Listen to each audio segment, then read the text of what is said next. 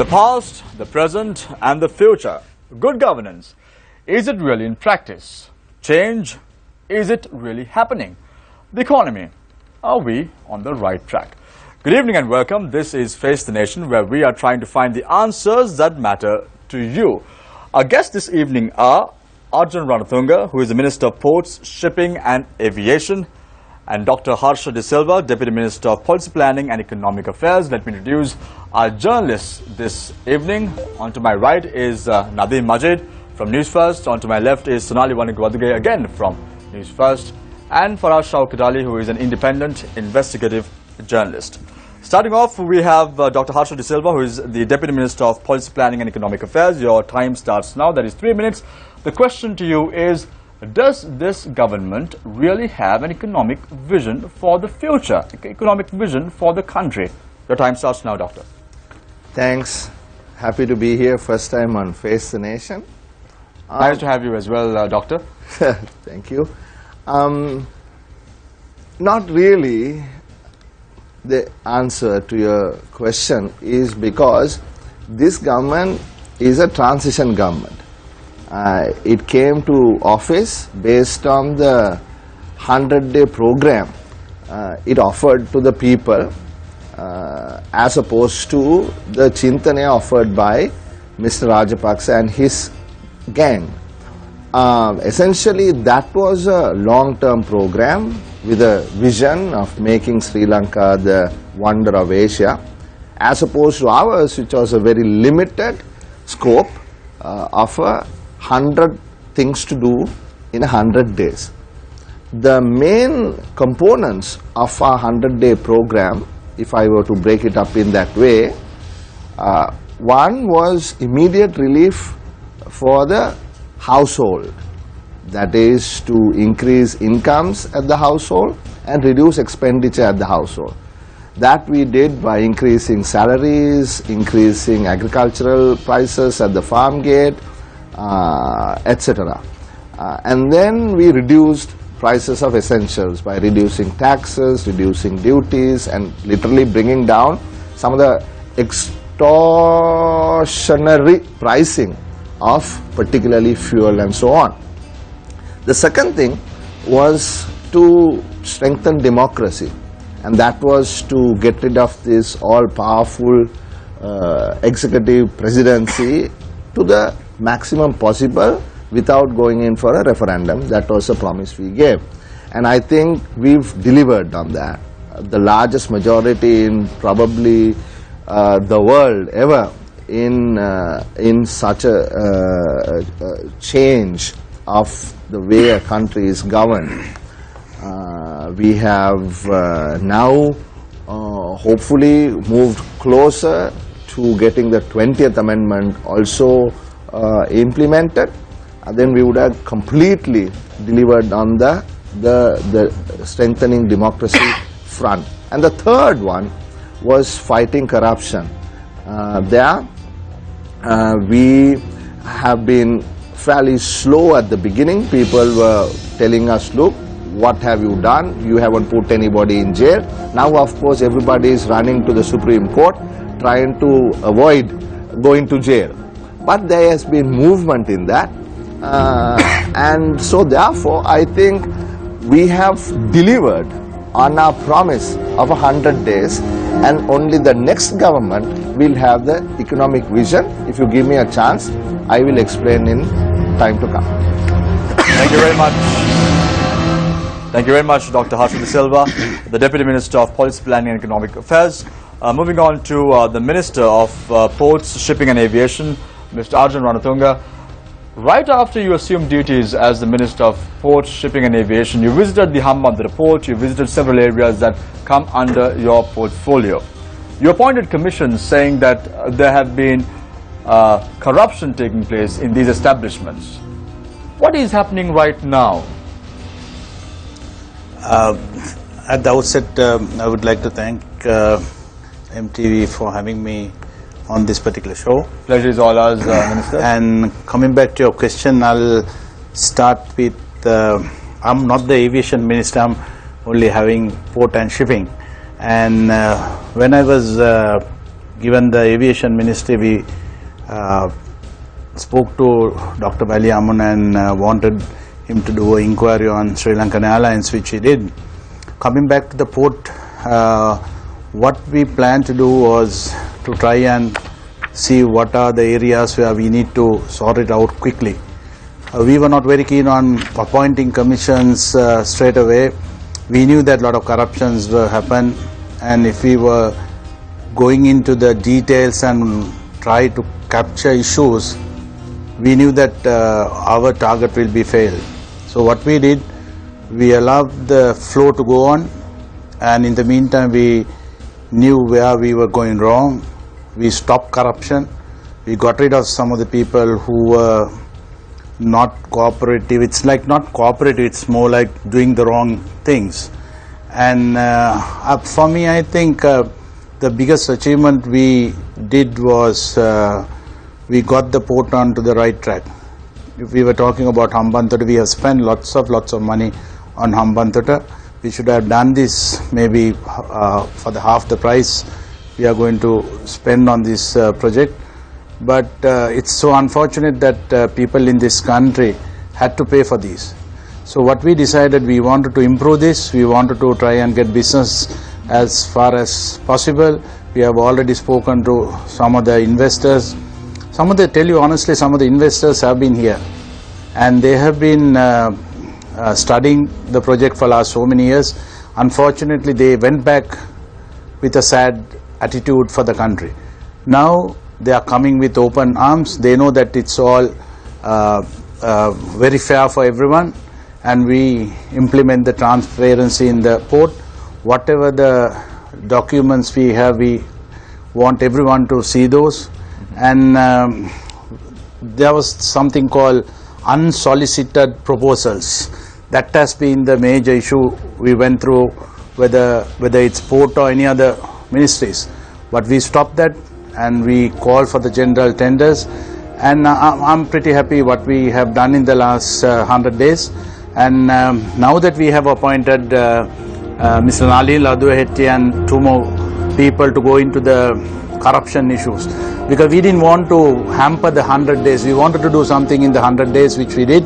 And now that we are on the other line where we have to stop this corruption and try and get the culprits to the right thing.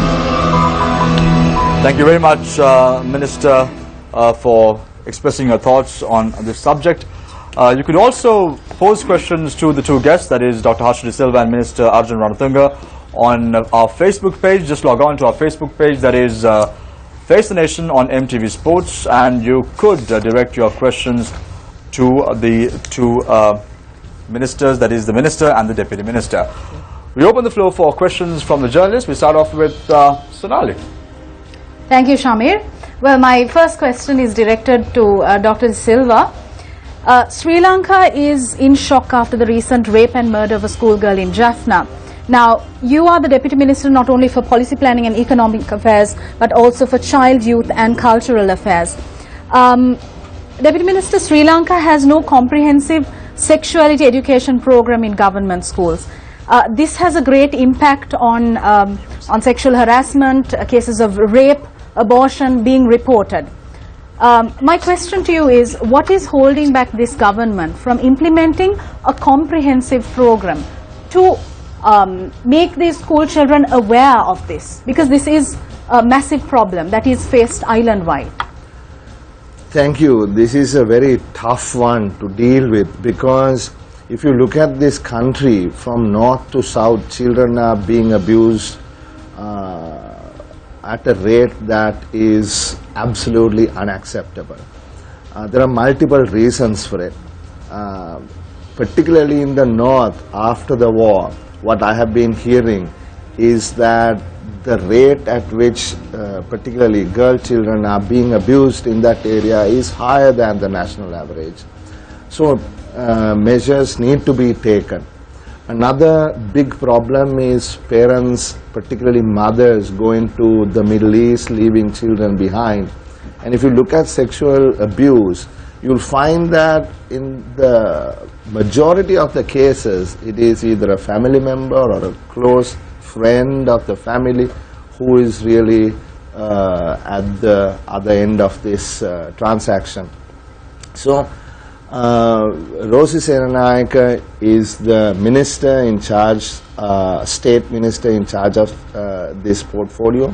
I know she is working very hard to get legislation passed. Natasha Balendra is the chairperson of the authority. She is also a good professional lawyer, and there are others with the necessary background to understand the issue and to go ahead and formulate something that is required. I must also appreciate the work done by previous chairpersons, people like Dr. Harendra, Professor Harendra De Silva, and the person after that.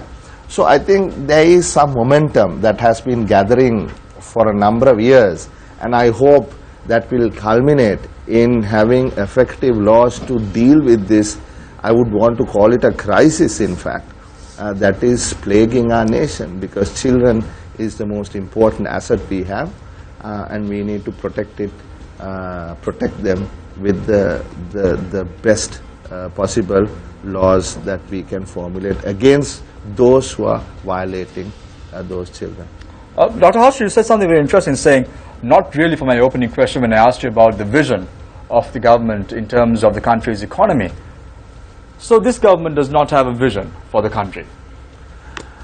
See, this government came on a 100-day program, no, Samir? I mean, we didn't talk about our great plan for this country in that document. Arjuna, myself, various others went around the country telling people we need to change. Right, Arjuna? We said, look, we want to remove Mr. Rajapaksa from the office of presidency, and we want to install Mr. Sirisena as the president. That was the big thing, right? The 100-day program also promised to go for an election as well on the 23rd of April this year. However, that did not materialize, Doctor. Yeah, sure, but it will happen soon, I hope, because I think time is now ripe for election, because we basically delivered on our promises. Now, for instance, if you ask me, what is the vision you have, Harsha De Silva, as the person really at the background in policy planning and economic affairs, I'll tell you what I have. What is your plan? Because you've been extremely vocal in Parliament with regard to the previous government's corruption charges, about the economic policy and so on and so forth. What is your plan? Tell me. Yeah, no. Our plan is to create what we call a social market economy, right? And that's a very simple idea. It's based on two pillars. One pillar is creating a competitive economy. Think of it this way, right? It's very, very simple. Competitive factors times competitive processes equals a competitive economy. So what is the competitive factor we have? What are the competitive factors we have? Particularly human resources. If we want to enhance the competitiveness of our human resource, what should be our priority? Like Arjuna said, we poured billions into a port that is not being used, billions into airports that are not being used, and many more billions on ego-boosting projects. No, that will not be our priority. Our priority will certainly be on education. We will improve the competitiveness of our factors. Times, I said, competitive processes, meaning reform, the way things are done, the red tape, the bureaucracy, the corruption, the rent-seeking behavior of officials, right? The slowness, the lack of efficiency, lack of productivity, moving people from inefficient farming to much more efficient and much more productive services, logistics. That is the process, and that will create a competitive economy. That is the one, just let me finish. That is the one pillar. The other pillar is justice, right? We are going to move away from crony capitalism.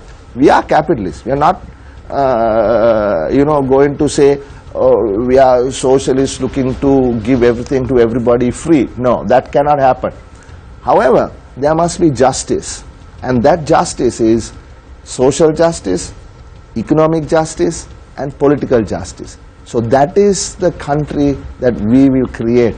Give us the next 5 years, we will create that country, which is a social market economy. Social because of the justice, market because of the competitive processes involved in creating that country we want. So we want to create jobs, we want to create a wealthy middle class, we want to have people owning assets, right? That is what we want. Yeah. Can I interrupt you there for a minute? The UNP has constantly, I've seen in the post-election period, specifically even the Prime Minister talking about strengthening the middle class. Yeah. They talk about how the middle class of Sri Lanka is weak and needs more support, and the middle class needs to be strengthened. What steps has the government taken in the 6 months that it has been in power? What steps have been taken towards strengthening the middle class? Strengthening the middle class, take for instance small businesses, right? People who were stuck in credit, right, had problems with repaying their loans. We have taken steps to remove those people from that debt trap, right? Take households, right? People who save their pension or their EPF money in low yielding deposits. We've given them up to ₹1 million higher yielding deposit facility. Take the ability for again the teachers, the government workers to make a little bit more money, right? That is strengthening the middle class. What is the middle class, right? I'm talking about the group that probably make anywhere between 30,000 rupees a month to Lord Disava, do you think that 30,000 rupees a month is a viable middle class salary in a country that is a middle income country? No, I'm talking about a particular person's salary, right? Actually, a lot of people misunderstand this. The income that we measure at the household is not only the income that you get as salary. It is rent that you don't pay because if you're living in your house, right, or other incomes that you get from agriculture and so on, windfall incomes, money that is sent from abroad. We have 1.3 million people working overseas, right, and if they send $400 a month, that also counts. So it's not just a salary, so people get more than the salary as income. So I just took, because currently the minimum salary is 30,000 rupees for government servants, right? Private sector, it is not that. We need to work on that. So we have done many things to try and move towards that. But let me tell you, Nadeep, the thing is, this is not really our plan going forward. This is a interim relief that we have given. Minister Ranatunga, a quick question to you. The government promised to restrict the cabinet to 30. However, today we saw one deputy minister, one cabinet minister and 4 state ministers being appointed. You are representing the Sri Lanka Freedom Party. What is going on in the government? I think what we did promise before the election was to limit it to 30 cabinet ministers. What has happened now, we have formed a national government where we need to have the support of SLFP.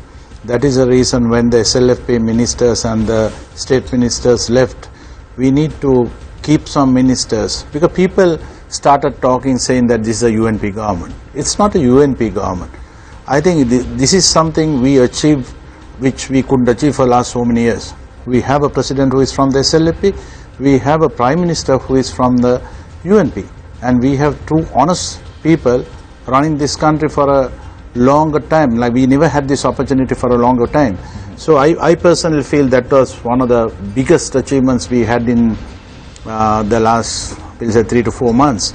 And Harsha was talking about the economy, which I'm not very good at. Mr. Ranatunga, does this government fear anyone? Is that why this cabinet keeps on expanding? Do you all fear?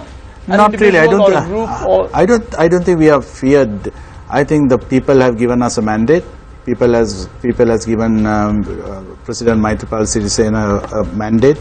Now that we have formed a government, I think people were very keen on implementing the 19th Amendment.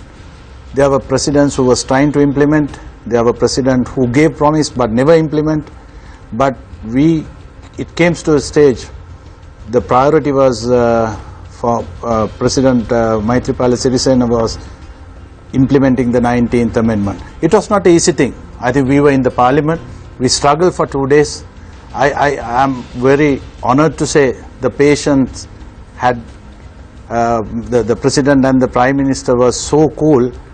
They were very keen to have this 19th Amendment implemented, not for them, for the people. I think that was the biggest achievement we had in the last 100 days. We can talk about bringing down the prices, bringing down fuel.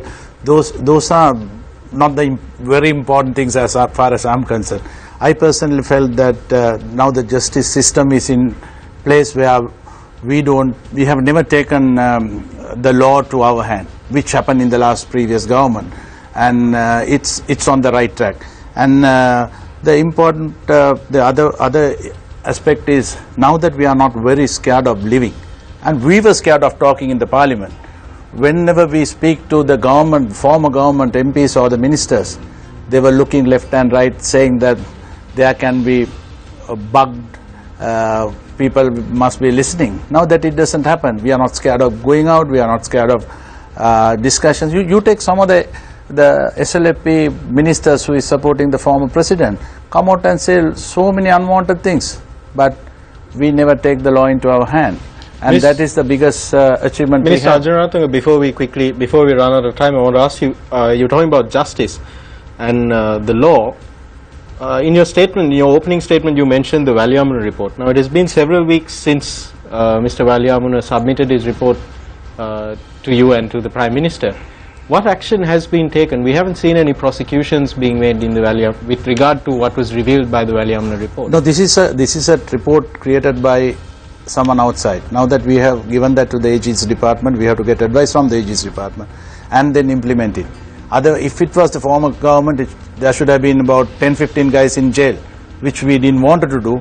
And I'm sure that the President and the Prime Minister is handling this in a very practical manner. I tell you honestly, I really don't know what is happening with the system now, because that I'm not the minister. But I'm looking into this because I was very keen to see, we came into power to stop corruption. That is one of my themes in my life. And whether when I was playing cricket, or whether I was an administrator for cricket or sports, my ambition was to stop corruption in this country. And that is the main reason I joined the President Maithripala Sirisena and Ranil Wickremesinghe, not anything else.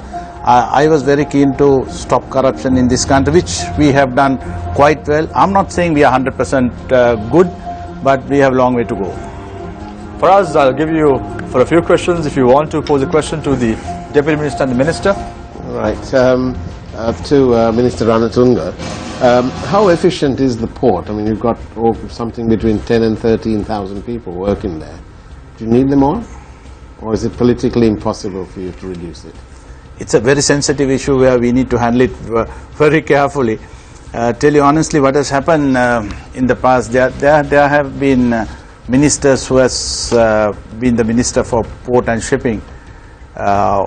Whenever they come into power, whenever they take over the ministry, they have employed people from their area. If you take the last regime, there are more than 2,000 people employed from Hambantota. And that is the problem we face. There are drivers for some of the ministers and work as cooks in the kitchen. So there are a lot of issues we need to sort it out. But we couldn't do that in first 100 days. But what we did, we are trying to go on the right area where we have done it pretty well. But like what Harsha said, as soon as we finish the next election, I'm sure that within a year or two we might be able to get this thing right, because there are, it is not an organization, it is more like a dansal as far as I'm concerned, because it's all about giving for the workers, giving for people, keeping them happy, using them for political things, and that is what has happened in the port. As soon as I came, I said no politics inside. I'm not really concerned on whether they are SLAPS or UNPS or JVPS. I said they can do politics outside my port, and when they come into port, they can't do politics. And they have been very cooperative. And what I requested from the unions, which is the stronger part in the port, to support the workers in the organization rather than doing politics. And they have been pretty decent as far as I'm concerned. Does shipping come under you as well? Shipping come under me. We are. And what have you done to increase the number of ships that call in Colombo?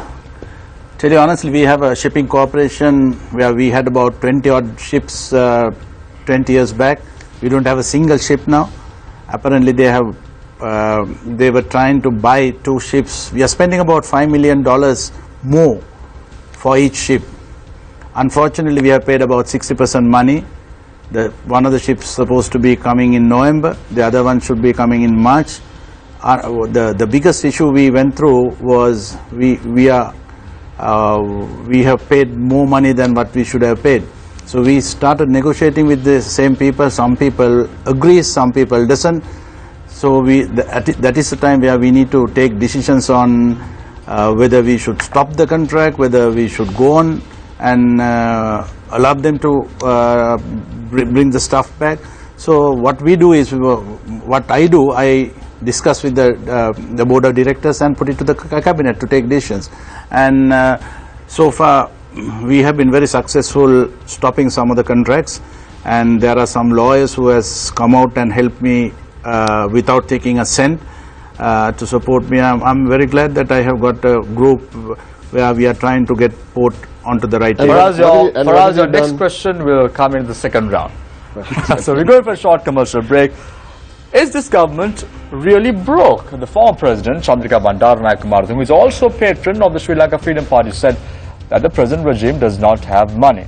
Are we broke? Question, answers after this short commercial break. Stay connected, stay with Face the Nation.